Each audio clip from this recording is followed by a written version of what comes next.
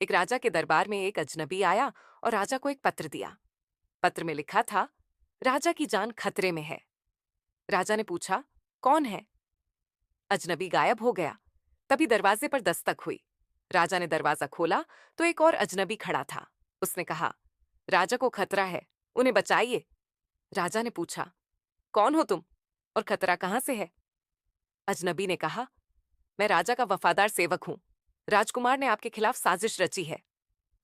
राजा ने तुरंत अपने सैनिकों को राजकुमार को पकड़ने का आदेश दिया। लेकिन जब सैनिक राजकुमार को पकड़ने गए तो वह कहीं नहीं मिला। राजा ने सोचा, कहीं यह साजिश का एक हिस्सा तो नहीं? तभी राजकुमार दरबार में आया और बोला, पिताजी, मैं आपके लिए एक आश्चर्य लेकर आया हूं। राजकुमार के साथ एक और अजनबी था, जो पहले वाले अजनबी जैसा ही दिखता था। राजा ने पूछा, यह कौन है? राजकुमार ने कहा, यह मेरा मित्र है, जिसे मैंने आपकी सुरक्षा के लिए बुलाया है।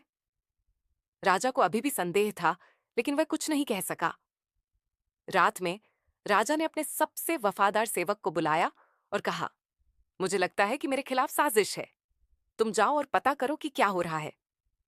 सेवक ने कहा, राजा जी, मैं पता करूंगा, लेकिन आपको अपनी सुरक्षा का ध्यान रखना होगा। राजा ने कहा, मैं सुरक्षित हूं, जाओ और पता करो।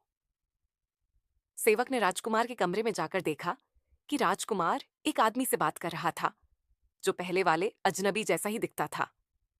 सेवक ने सुना कि राजकुमार ने उस आदमी को राजा के ताज में बम लगाने के लिए कहा था। सेवक ने तुरंत राजा को सूचित किया और उन्होंने ताज की जांच की।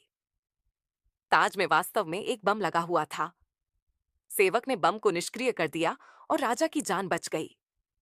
राजा ने राजकुमार को बुलाया और कहा, तुमने मेरे खिलाफ साजिश रची थी, लेकिन मेरे वफादार सेवक ने तुम्हारी साजिश को नाकाम कर दिया।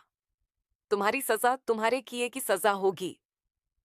राजकुमार ने अपनी गलती स्वीकार की और माफी मांगी।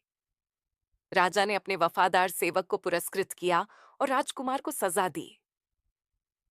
राजा ने सीखा कि अपने लोगों पर भरोसा करना और सावधानी से काम लेना कितना जरूरी है।